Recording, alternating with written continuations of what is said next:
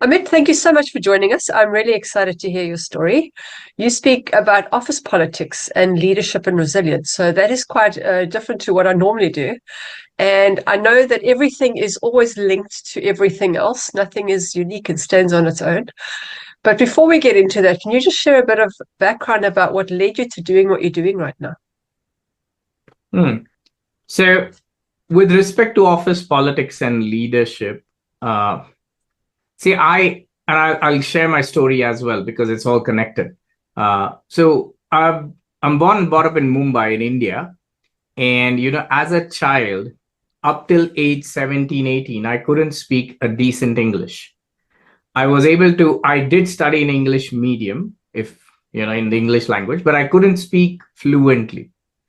So few things that I realized over a period of time is, so I lost my father at 15. When I was 15, I don't have any siblings, and my mother was not educated either. So what I learned at the age of 15 was that if I need to grow, if I need to do anything, I need to learn how to talk, number one. And the second is that English is the global language. So that was the foundation of something we call it as communication in a way, right? And when I started to work, and after working in India and then another six countries over the last decade or so, I realized that, so I come from IT background, so computer field. And there's too many knowledgeable people that I meet with, much more amazing, knowledgeable folks, but they are not able to communicate their ideas properly. They're not able to speak up. They're not able to share. For me, because started my focus on communication, I became fluent not only in English, but I became a people person more. And I started to see that there's a major gap that is developing, the gap of skilled people not getting into leadership roles, because when you start climbing up, you actually start dealing with people. It's no more your own stuff. It's about the people and managing and stuff like that. So that's what brought me here, because I think I give a hand holding to those people and bring them to how they can move from their individual contributor role to a team building role or a leadership role. That is a very good insight at such a young age. Because I Yeah. think, you're right. Anybody that's high up in politics or anywhere has got the ability to persuade people and have Yeah. them buy in. Yeah. So you said you worked multiple odd jobs just to survive. What were you going through during those tough times? Yeah. So, because I was a single child and a male child, now let me tell you, at least back in my days, a male child was like, oh my God, thing, right? So I was pampered a lot. All my demands were met, everything. So I never thought of money or struggle. I never saw that. The day my father died, we realized that it's not only the person who left us, but we were bankrupt. We had no money at all. And we realized that there's no money that is left. We don't even have a house on our head. So my father, just to give you a background, very kind person, so kind that he gave a lot of money to others, but without doing any bookkeeping. And that was a big bite back to us after he passed away. So nobody came back to give us any money. And the biggest realization was that, I lost a human being, my father, but I lost many other things as well. So my struggle started very hard. And my first job, I was earning approximately $30-40 a month. That's all I used to earn. And I worked in textile industries, hotels, doing dishes and stuff like that. So tough upbringing, but yeah, it gave me the two things that I really learned was, one is that, see, there's the I'm sorry, what happens, Natasha, is that there's only two choices that we have generally when such things happen, right? A, you just go and kill yourself. B is you live it through. So I decided, and I know I might be wise back then as well, but something happened where I decided that, you know what, I have to take care of my mom, who is, by the way, with breast cancer, and even she passed away later on. But I have to live so that the situation will eventually pass someday. Well, I'm glad you made that choice. Yeah, I think for a young child like that, you realize when you're going through something really difficult in life, there's actually a lesson in it somewhere that you can actually benefit from it. At the time, it's extremely painful, but there's always a gift in it. And I think the gift is what can you bring to the world because of that. And that's what I think is so great. Thanks. So thank you for being here. Thank you for staying. You also mentioned that you battled facial paralysis 4 times. When did that start? It started at age 16 after my father died. And since then, it's happening every decade now. And so this is one of the very weird things for me, Natasha, is that when I was 15, when my father passed away, right? So there is a ingrained thought in my head all the time that, and I have a son, it's the same situation, single son. So that thought that what if I leave at the same time when he'll be 15? So that, because I realized this just like last year, because we went through a lot of studies. People took spinal cord fluid out of my body to check, oh my God, why it's happening to you again and again. But when we dived, when I say when we, as in me and my few cousins who are actually doctors, when we dived into the other side, we realized that the loss of my father made a massive dent somewhere in my brain, which puts my, I don't know, immune system low or something. I don't know what happens, but it just happens like every decade I have faced it. And the one decade was really bad where my jaw was here completely. So it took a lot of electric currents and all those things to get it back to where it is. It's still not 100% clear, I mean, functional, but yeah, it's been a very roller coaster ride in that sense, because that's one thing is bothering me every decade. And it just happened in 2020, by the way, last. So 2030, I have to be very aware of it. It's interesting that it's every decade. There's obviously some subconscious belief around that that's holding you. Well, I'm sure you'll find it, because that's what we come here to do as well, is remove those subconscious beliefs. Remove them, change them to something that actually works. Would that be related to your ability to communicate, do you think? I think so as well, because it has definitely changed a lot of things in me. Like, imagine me being like this and dealing and, showcasing my face to people. I can't smile still properly. That's always a thing. I can't have a large piece of food in my mouth because the jaws and this whole system is quite weak. So it has definitely impacted me in that area. And maybe you're absolutely right. There's certain things in the subconscious mind.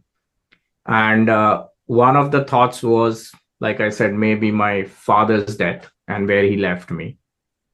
This could be the other thing, is that, when it happens, it's so bad that I am unable to communicate, do many things like a normal person for several months sometimes. Well, I always say the subconscious has got a way to do things in order to protect you. So it's obviously something there that's still a mechanism in place to keep you safe. Yeah, that I agree. In one thing is that, yeah, somehow God has kept me safe. Somehow, all my subconscious has kept me safe. So a lot of people, they struggle with confidence when they don't speak fluent English. And I know it is kind of the language of the world right now. How did you overcome that challenge to get to speak English so well and then become a keynote speaker? Say, like, when I entered in the in my high school or college, as we say, university, basically. I couldn't speak English till then that fluently. And I realized one thing, and now this is, you can imagine 17-year-old boy, right? I realized that, hey, you know what? If I can't speak English, I'm not going to have a girlfriend, right? People are not going to like me. And so I actually caught hold of one of my friend who was really good in English. And I said, you know what? Laugh as much as you want on me, but correct me. All right. Please do that for me. So that was one thing. The second is, I still remember there was a band called as Wigfield back then. I'm talking 1990s and stuff. And so bought the cassette because it was a cassette, and I started to listen. And we didn't have Google and stuff, so it's you don't get lyrics that easily either. So I had to listen and understand the words and then get it vetted from somebody else that, hey, did I got it correct? Then the next thing is I started to watch Friends a little, because that was the American television. Friends was a very hit episodes. So I had to do these things to grasp two major things. One is the English, as in the fluency, but also some words that I can learn more because, yeah, I was a very dumb student in terms of education. Well, I like that because, they say you should learn to speak a language like a baby. A baby just hears people around them speak and then just learns the basic words. But also to be vulnerable, to say it doesn't matter if people if I don't pronounce the word right or I don't say what the right word is. At least they know what I'm trying to say, and at least I'm trying, because that's the only way you're actually going to get better. Yeah, true. I think in my case, as a baby, because we come from the regional backgrounds, like, my parents were born in another parts of India. So, and they never spoke English. Like, this is early 1980s. So I'm not sure. Not in India, at least. Yeah, well, now, I mean, you're speaking it pretty well. So yeah. And again, it's just practice. It's practice, Oh, practice, practice. A lot of 100%. English people can't speak English well. True. Okay, so let's get to the office politics. What got you into that? Uh, yeah, office politics is very, I think remember I said that I'm not been a bright student my life, right? So what does that mean is that in my mental capacity, because I was always told that you're a dumb person, I treated myself as a dumb person. And this started from grade 5 up to my university end. Okay. So that limiting belief for 13 years all the time. And during my final year, I went for a tuition to one of my college professors. And he rejected me, saying that, he's not going to spend time and money on a student like me. And that hurt me a lot. So, of course, I can't take revenge in other ways. So I said the best revenge is I'm going to pass. So I'm a physics graduate, by the way. So I made sure that I passed. A lot of students, others failed. I passed. And that was the foundation of the fact that, Amit, all the things that you had thought that you're not good was a limiting belief. Now, remember, like my father died by then. I was anyways separated with a lot of other people. So this was the stepping stone for me to now start my education, because I didn't do any education properly. So I got into IT and I started doing a lot of certifications, getting my knowledge up and stuff. Over a period of time, I also realized that, office is very different than your basic education. Like, education works, but you're dealing with humans there. And humans are massively complex. Like, I just do not know what the person is saying, doing, thinking, or what's happening. And I was insulted in front of people, despite the fact, and I'm not saying that I was right or wrong, but so for example, it was one of my meetings, I had sent the, agenda before, and I was talking on something, and imagine a room full of 43 odd people plus 20 on the online, and I'm the leader of that group. And one of the managers says that, Amit, thank you very much. I can't understand what you're trying to communicate. And I'm like, like, what are you saying? Like, so that thing, then my manager wasn't happy when I used to travel outside. So he rejected my second time visa for US. So these things actually started to put me in the thought that, there is politics. And to put it very simple, politics is nothing but every person they have their egos to manage. They have their agenda to take care of. They have their own life to take care of. And if something doesn't go according to that, they'll do certain things which you'll not see it directly, but it's happening indirectly. So that's the simplest definition I can give for office politics. And I realize that I'm living that, dealing with it everywhere. It doesn't matter. I'm in the 7th country now, and it's happening everywhere. Yeah, I think office politics is a very difficult thing to navigate because there's a facade people put on in some cases, and in other cases, they are just plain ruthless. It's almost like, well, it's corporate, right? I like to stay away from corporate as much as possible. What are the biggest mistakes people make when it comes to dealing with office politics? I think the biggest mistake, two major things that people do is that they avoid it. They feel that, if I'm not going to enter into it, it will not impact me. And now the one disclaimer, and this is for all the listeners here, office politics doesn't mean gossip. That's a whole different gamut of things, Office, you need to realize this. People feel that gossip is office politics and they try to avoid that, but that's not the case. So that's one thing. Avoidance is one. Second is that they get into this vengeful mode if they find office politics happening. And basically emotions run them and they're driven by that, and it just goes into very I'll say black hole sort of an area. So what would office politics be then?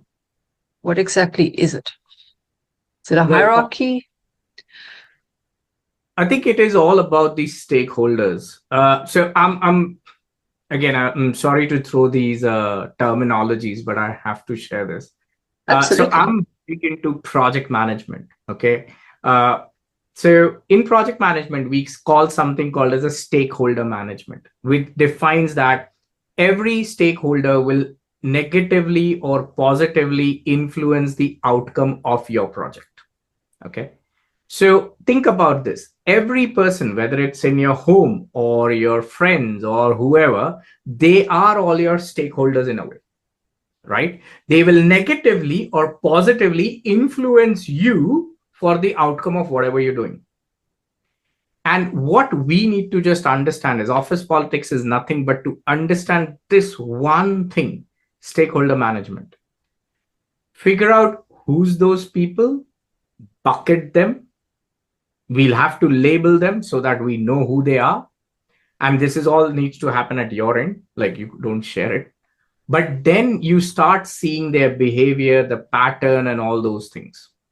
And we all know that when, again, pardon my language, but when shit happens, you will see the actual output of the person, correct? So that's office politics. Office politics is all about understanding that you have to do this work, you're here to do the job, but there are certain restrictions and stuff. Why is it happening and who is doing it? There are genuine reasons for that as well, but sometimes it's just plain old dirty politics that people like to play. So would that be like aligning your vision and your values to what they want? And if you can't align, then you actually shouldn't be working there for yourself or them, because it wouldn't work for the both of you. Wow, that's really, really interesting. And you're absolutely right in this case, the values and things. The only challenge that, because I work with a lot of people, And it is sad to say this, that people do not know what values they carry. That's the sad part. But you're 100% right. If people can understand this, what value do I have as a person? And it could vary from your family to your work values. Are they also aligned with the organization? Number one. Second is, what are your values that your manager carries, your immediate boss? How am I aligned there as well? So you're absolutely right. Yeah, because I think a lot of people are finding that corporates, the values is just about the money and getting rid of the small guy. And that's what a lot of people struggle with. And so they'll end up taking on a job just for the income. And they're hating it because it's just, it goes against their grain. What do you think would be the future for big corporate organizations? Because I do see a shift happening. Yeah, I think COVID brought a very big shift in all of this, because there are, and we hear this, right? The big companies, people actually doing suicides and stuff, getting into depressions and all those things.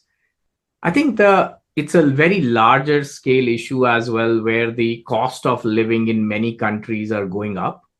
And because of that, people have their mortgages, they need to pay the bill, they need money. Now, I feel, and I have also met a lot of people who thought, what, startups would be a good place for me to work. And those startups never went beyond a year. And now they are stuck. So I think balance, I tell this to everyone, at least who I meet, is that, you have a time that is going down, right? You're going to die. Like, it's a very, people ask me, Amit, how do you manage your time? And I say this one statement, that you're going to die. People hate it, but that's the fact. And the reason I'm saying this is because it gives you a perspective of what I want, right? Yeah, of course, I want to have all the nice things, but I want to get free of mortgage as well, right? So if we understand that properly, we can definitely start looking into jobs that can support them. That can give. I don't believe in work-life balance. I'm so sorry, because I don't think there is anything like that. Up to a certain point. But what they can do is they can figure out what they want.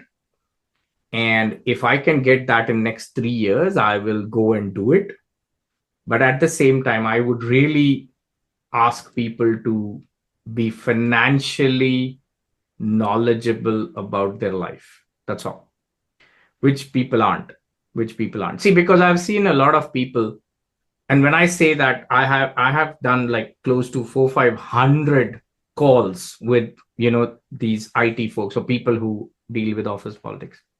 And I see that despite whatever they're earning, they do not know what their financial situation is, and they're always in that rat race all the time. So it all boils down to them, basically, that, hey, what do you want? How quickly you can get free? What are your financial obligations? Because once the finance is out, then you're the king or you're the queen. You're like, all right, to hell with this job. I don't want it. I'm going to go and work in a library. That's a peaceful place for me.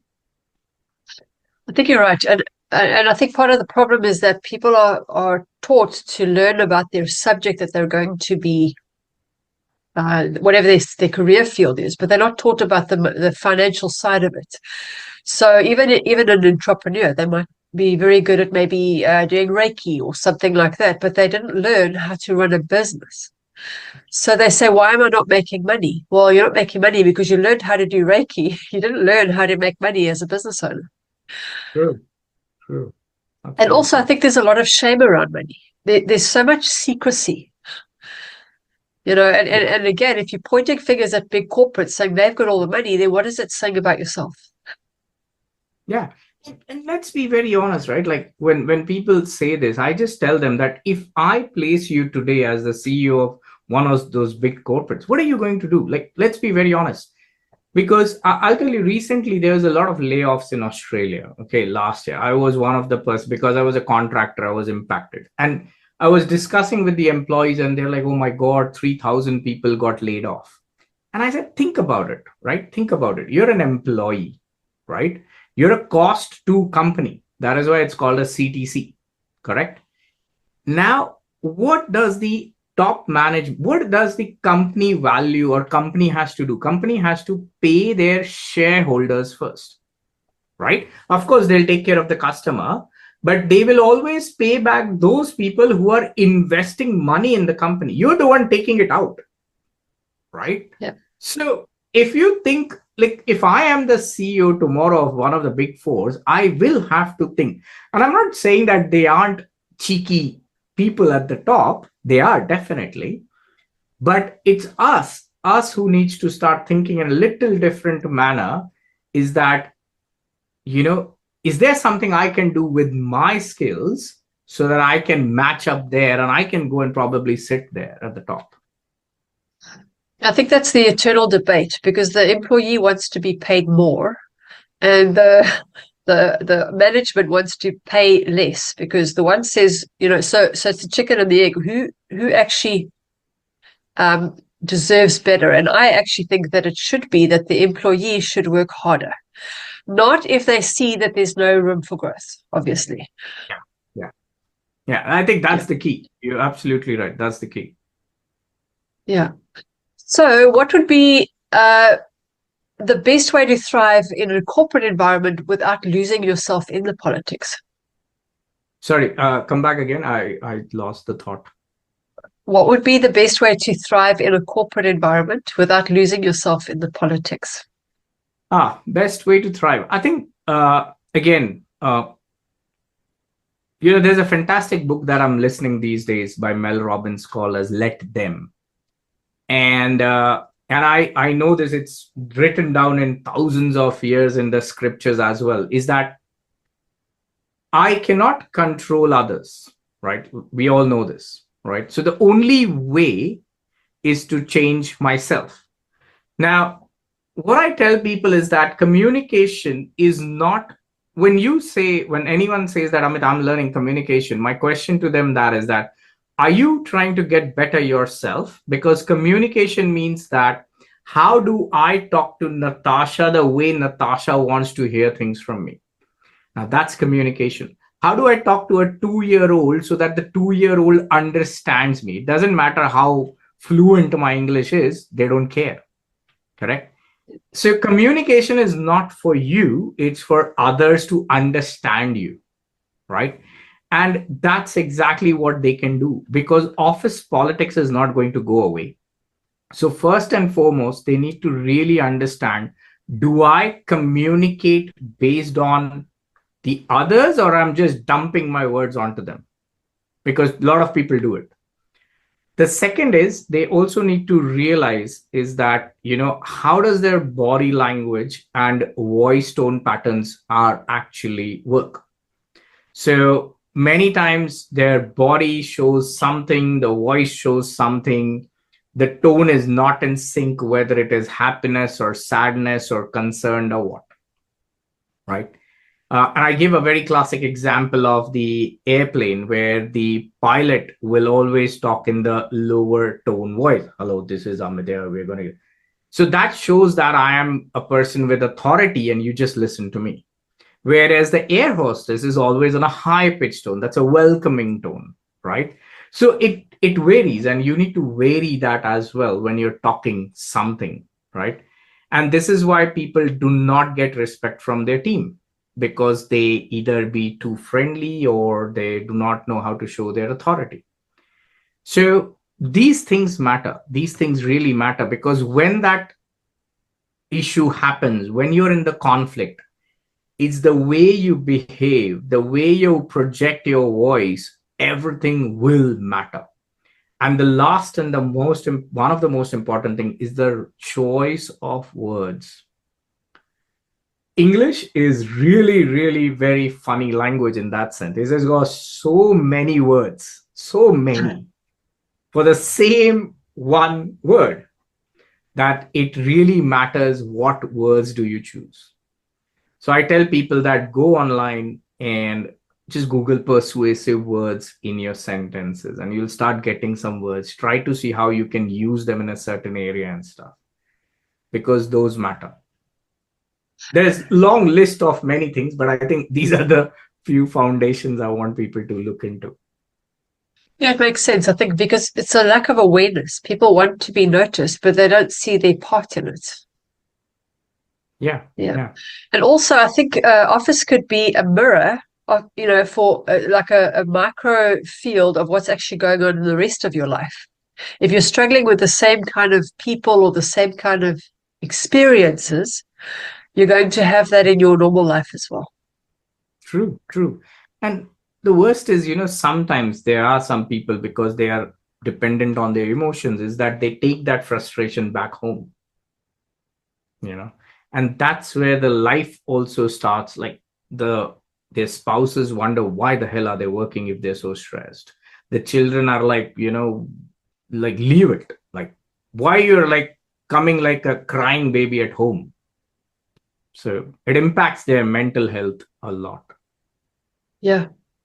Yeah, because, leadership isn't about managing others, it's about managing yourself as well. And also, your family will tell you where you're in alignment too. True, true. I Time to agree. start listening and not, yeah. And I think corporate, maybe it's because they're always having to be kind of be subservient. That by the time you get home, you kind of feel like I now need to dominate here because I don't have any say at work. It's like getting that balance. Yeah, yeah. True, true. So you founded a corporate communication. What's it? A confident corporate communication framework. Can you break that down for us? Sure. Will that be all right if I can also share it, like on the Of screen, so I course. can? Oh, Yeah, all right. absolutely. Yeah, I hope you can see it, right? The screen. Yes. All right, Yep. fantastic. So I call it as, the confident corporate communicator is here. With the first is the calm, clear, and collaborative framework, right? So what happens is that the calm is nothing but that you take care of yourself. You take care of yourself. You take care of your inner resilience. Here, the key aspect is that you focus on your body, voice, and your choice of words. So anything that you would display or say is the key here, right? So once you take care of that, we also help people with a bit of time management and a bit of mindset change, because here the key is to first realize that it's not about others, it's about me, right? I need to switch and make that change, but I need to do it in such a way so that others respect me now. Others get it, what I'm trying to say. Others know that I'm talking in authority. Others know that I'm cool. I'm welcoming as well. I'm not just a big idiot in the office, sort of. Once you've taken care of that, we then then we move to the clear part. Now, the clear is where we help people with taking care of their day-to-day work. So for example, how do you manage meetings? How do you handle conflicts? How do you do presentations and things like that? So you're clear and you're impactful in your everyday communication. This is where you will go and talk to the team. How are you taking care of the team? How are you taking care of that pregnant lady at your work?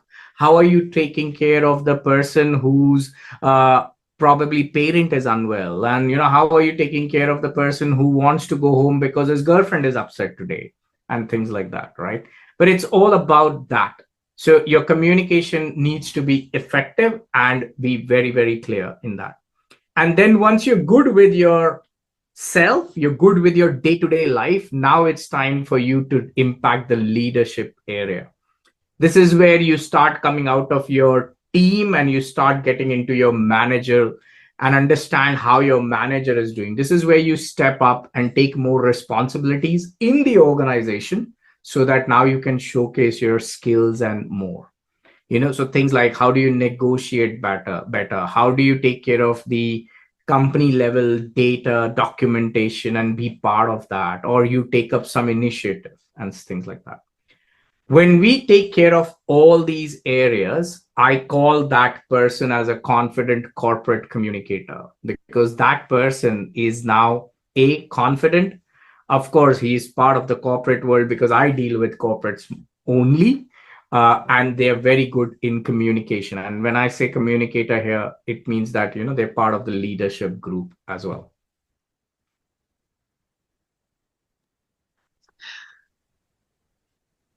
Very nice. What would have you had experience of a person undergoing that and it's changed their life, and in what way has it what impact has it had on their life?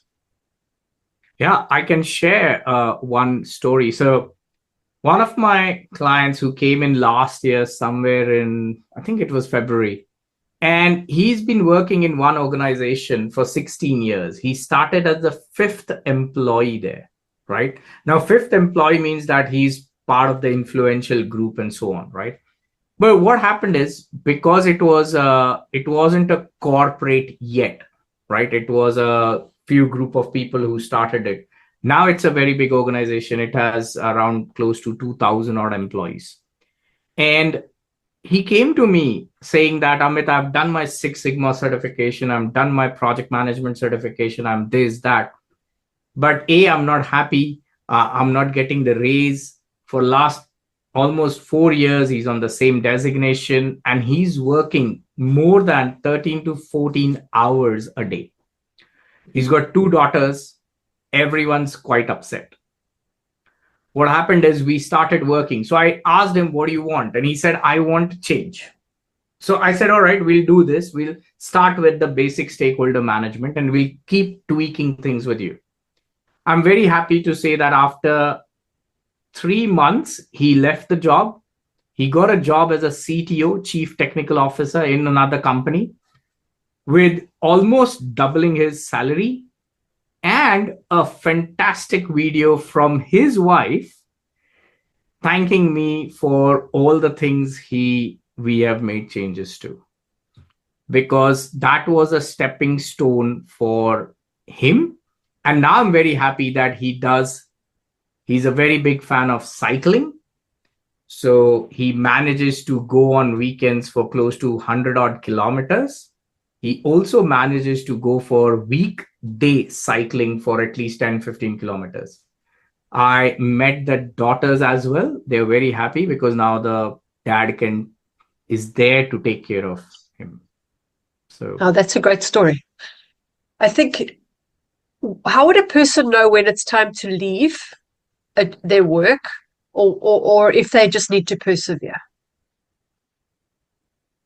interesting. I think the best time to leave is, I would say, when I would generally leave. If if my values are not respected, and if people are really using the language, and I'm saying this because there are companies who actually abuse you, even to this date, which surprises me. But when you get into that stance where people are not respecting you, especially your manager, one level up, and they are abusing you, and your values are just not going to align with him or her, I would step down. People also raise it with the HR for all this. And yes, I know that it is good, but many a times it is already a lost battle when you reach there. Because of the office politics, there's a lot of dynamics that happens at the back end, right? So it's very challenging if you do not know that. So I think if you see that your values are compromised, you are slogging a lot, and without getting any appreciation as well. And I totally believe that we all have to slog whatever job we do. It's not going to come out. But if it's just happening and you're not getting appreciated even by your manager on a phone call or on a chat, that means that, it's just taken for granted now. Yeah. And the other that I face is health issues. Like, one of my female clients went into depression. I had to ask her to leave, because it's not a good sign if you're getting in depression and on medication because of all this. It's not worth. Yeah, I think people have a hard time asking their staff to go, but actually it's best for everybody in the long run. At the time it might feel bad, but it's not actually. Yeah. And I think it's just a matter of, this is why office politics works, right? Because, works as in, this is why I want people to realize and start seeing with their really eyes open and ears, is that what is happening. And I'm not saying that, again, it's not gossip. It's trying to understand the language people speak. It's trying to understand what is happening. It's trying to understand where the favoritism is happening and stuff, and noting it down somewhere so that, again, you don't have to share it with anyone, but it's for you, so that you can take care of these things eventually and, be ready for it. Yeah. I've heard, because I don't work in corporate, but I heard that the best way to get a raise is to find another company and work for them. But what if is it actually possible to work your way up and to get an increase? And does that boil back down to communication again and showing them what value you add? I think so. You're absolutely right. The best way for many people is that, it's a standard, at least in India, was like, if you leave the job, you'll get 30% hike somewhere else. So that's the quickest way people do it. But you got to stabilize someplace, right? The other best way is that, imagine that you are here right now and this is your one level up, right? And this is your two levels up. So I tell my clients is that I want you to start showcasing yourself here, or here. What does that mean? It means that this person two levels up doesn't just laugh aloud in office or chit chat aloud with your loud noise. So everything, right? Behavior counts, your way of your work, everything counts then, right? And I want that you also start behaving like one. All right. So that's step one. So that means now when a chat comes and it is very upsetting chat, you just don't respond immediately. You wait, because you're a leader now, right? So patience is the number one factor there. The second is, I tell my clients to keep their mouth shut. Okay. So don't say anything. Pause and silence is really important. So that's part two. So, and then when you have your team, you start behaving like a leader. Now, this might sound weird to many people, I know, but reality says that I can't go with my team for tea breaks every now and then. They will stop taking me, they'll take me granted, right? I tell this to my clients that you want to get leader, you want to be into leadership, start having lunches alone. Because at the top, it is a lonely battle to play. It's a fact, unfortunately. Or start getting into lunches with other people so that they start knowing you. The next part is that you start taking work from these people. So see what your manager is. Can he or she offload something? Make sure that you don't come as a threat to that person. Make sure that you're an ally to that person. Make sure that they know that if I am here, you can go up. Right? So pull me, I push you, you pull me. Right? So the whole point is, within the 1 year, I want you to showcase yourself in skills, in attitude, in behavior, in work like this person. So that when the other people are looking at you, they'll just say that, hey, you know what? Oh, Amit is already ready. He's showing all the traits that we want. Let's just pick him up and put him in the new place. And that's a way how you can do it. It is more of influence that you need to generate.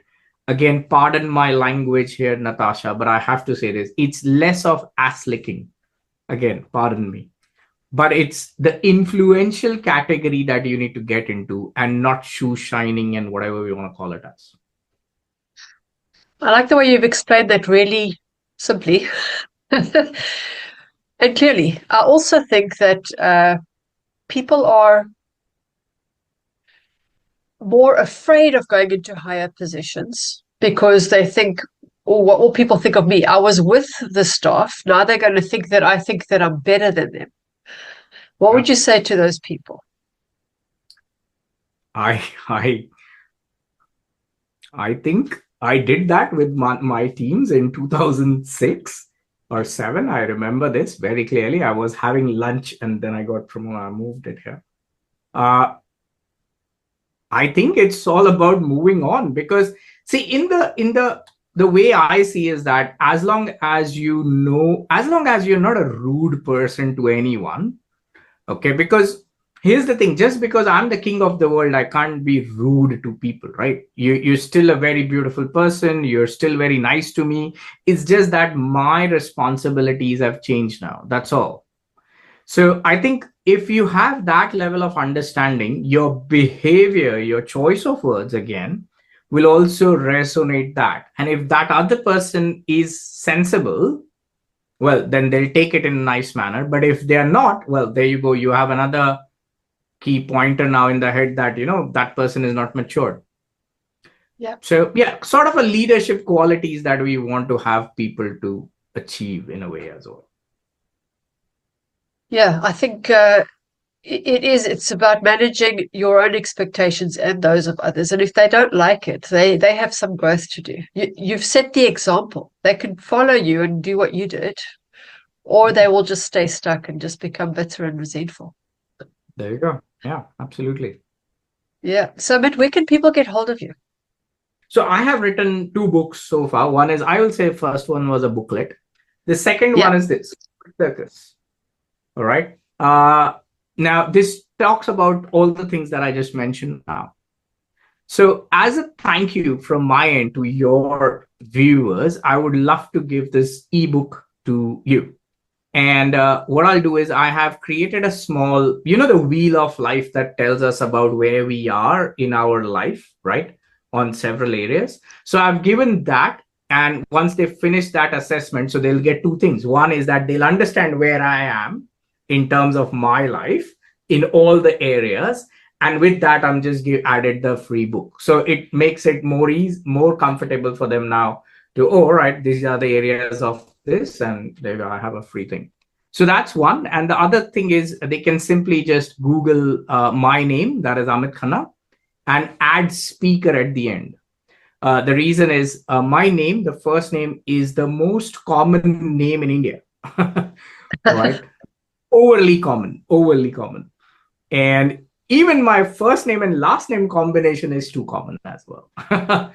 So that's why I have built my entire social media on the way Amit Khanna speaker.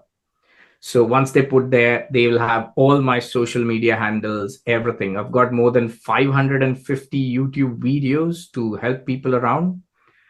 There's many things that they can, go and hunt, see. That's very generous of you. I will post all those links below as well.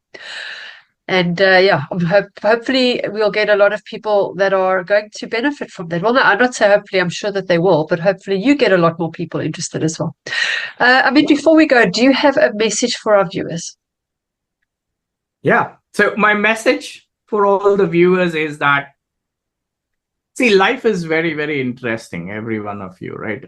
Lot interesting if we deal it in the right manner. So remember this, you always have a choice. You always have the choice. The choice is either to give up, and when it comes to life is, go and kill yourself, or the better choice is that live. And the statement that has taken care of me is, this too shall pass. That statement has taken care of me in many ways. I cannot tell you in the ways that I have come out of that, from my physical disformity to financial losses, to people losses, to job losses. I think I am the king of losses now. But that statement has taken me through. And I want you to do that. Because remember, with you, there are a lot of other people connected as well. So take care. That is a beautiful message. And you're right, because people get stuck on the now, and then they think this is how it's always going to be, and it's not the case. Even if you wanted it to stay, it won't change. It won't stay. You won't keep your youth. Exactly. You're not going to keep a warm, sunny day either. I mean, thank you so much. It was lovely to hear your story, and I hope you have a fantastic. Well, it's your evening for you, so I hope you have a fantastic evening. Fantastic. Thank you so much, Natasha, for bringing me to your podcast. Sorry, throat issues. So you saw the change in voice. But thank you very much. I really appreciate, and God bless you, and God bless all your viewers who's going to listen. Thank you.